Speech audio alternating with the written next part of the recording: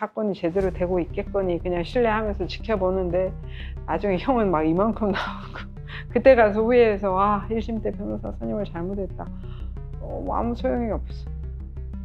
아무 소용이 없어.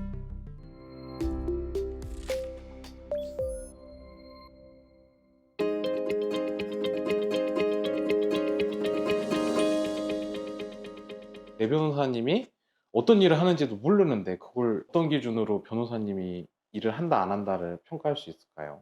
사실은 그게 있어요. 뭐냐면 맨 처음에 선임을 하면 얘기를 들어야죠. 그리고 사건 내용을 변호사가 내 의뢰인이 알고 있는 것 이상으로 변호사가 알고 있어야 돼요. 그거는 서로 면담을 오래 해야 확인되는 거기 때문에 그건 당연히 본인도 알 수 있죠. 두 번째는 경찰 조사에 갔을 때 그 변호사가 뭘 해주는가도 경찰 조사에 같이 있어 보면 알아요. 저는 사실은 약간의 그 경찰들과의 친밀도가 좀 필요해서 약간 그런 얘기들도 좀 섞어서 들어가는 편이에요. 그렇게 해서 분위기를 좀 부드럽게 만들고 가외적인 이야기도 하고, 그러니까 거의 수사관하고 변호사가 거의 리드하면서 전체적인 것들을 조사를 진행하고, 그리고 제일 의뢰인들은 다 알아요. 제가 옆에 있기 때문에. 그 과정들을 자기가 직접 다 경험하잖아요. 그래서 조사받고 나오면 다들 거기에 대한 만족도가 엄청나게 높아요. 진짜 변호사님이 있어서 정말 다행이었다. 대부분은 그렇게 얘기를 하세요. 한 번도 그렇게 얘기하지 않는, 한 번도 못 본 것 같아요. 그리고 문제는 그러고 나면 그 다음번에 혼자 못 가. 당연히 변호사님이 같이 가야 된다라고 생각하시는 분들이 대부분이어가지고, 물론 그게 힘들긴 한데 제가 변호사로서 하는 일 중에 제일 힘든 일이에요. 그 다음 번째 의견서를 쓰거든요. 조사받고 나서. 뭐 의견서를 쓰면 의견서는 누구 의견서예요? 의뢰인 의견서잖아요. 경찰한테 보내주지만 그거는 의뢰인한테도 보여줘요. 보내줘요. 봐야 되니까. 내용이 맞나 검토하고 최종적이 되면 최종적인 서면을 보내주죠. 그리고 기다리고 그럼 진행 상황 나한테 물어보잖아요. 그럼 내가 확인해서 알려주고 그거를 이제 마지막까지 가죠. 재판 넘어가고 나면 증거기록 열람조사해요. 그러면 저는 증거기록 한 부를 의뢰인한테 줘요. 자기 증거기록은 자기가 봐야 돼요. 왜냐하면 반성을 하기 위해서도 봐야 되고, 내가 그 사건 옛날에 이제 1심 때 변호사가 증거기록 열람동사 안 해서 항소심 때 그거 가지고 제가 재판부 선고기일 연기시켰던 사건도 제가 그 사건에서 그 얘기를 했어요. 피고인이 잘못한 게 있다면 증거기록을 보고 본인의 잘못이 뭔지를 확인하고 반성할 기회를 줘야 된다. 저는 그것도 되게 중요한 문제라고 생각하거든요. 본인이 스스로 자기가 갖고 있는 증거와 자기가 한 행위에만 도취되어 있으면 사실은 상대방과 수사기관이 갖고 있는 게 뭔지를 잘 몰라요. 근데 다 읽어보면 본인도 수긍해. 그래서 자백하느냐 부인하느냐를 내가 으름장을 놔서 그걸 설득시킬 게 아니고 증거 기록을 해서 주고 문제가 뭔지를 설명해 주면 10중 8구 다 승복해요.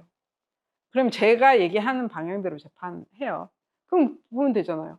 법정에서는 증인신문 하면 보잖아.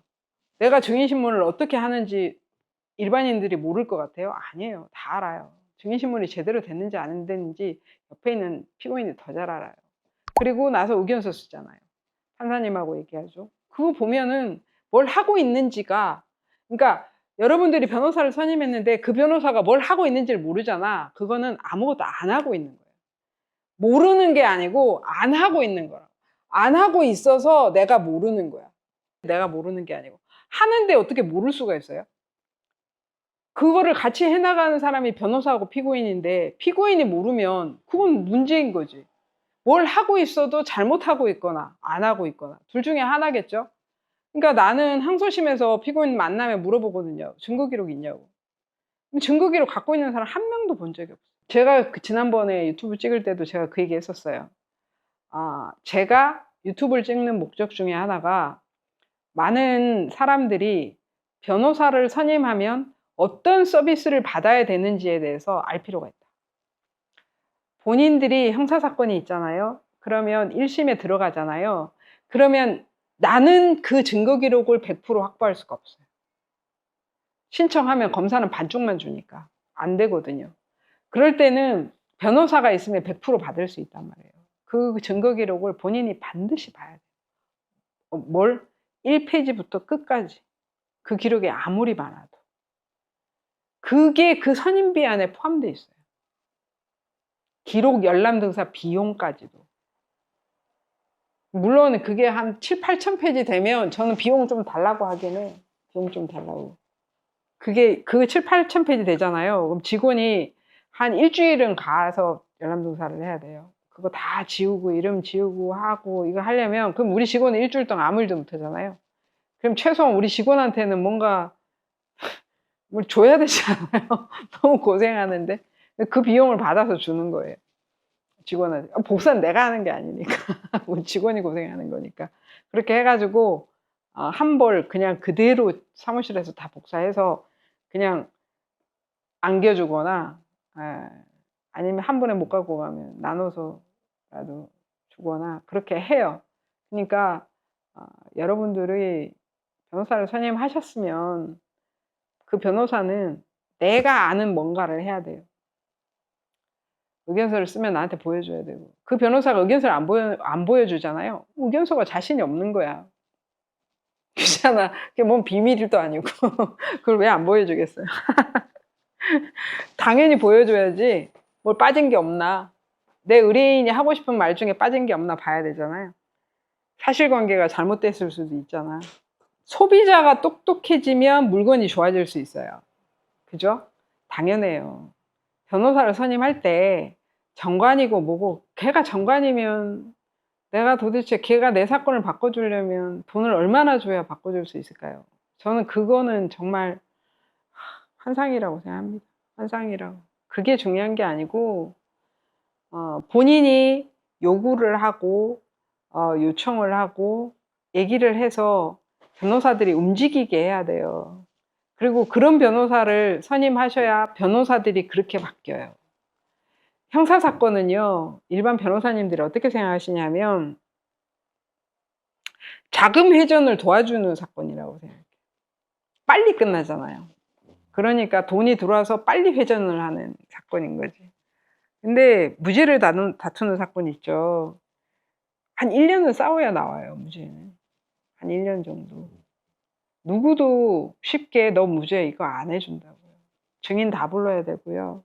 검찰 증인 다 반박해야 되고 나도 내 필요한 증인들 불러야 되고 뭐 필요하면 감정 신청도 해야 되고 이 푸닥거리를 1년 내내 해야 돼요.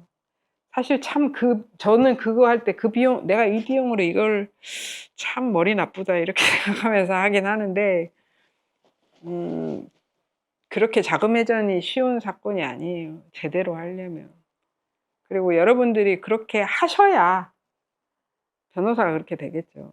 근데 자꾸 정관이라고 해서 막 돈 싸질모 가서 안겨주고 걔가 하는 립서비스 몇 번 던지는 거 가지고 사건이 제대로 되고 있겠거니 그냥 신뢰하면서 지켜보는데 나중에 형은 막 이만큼 나오고 그때 가서 후회해서 1심 때 변호사 선임을 잘못했다.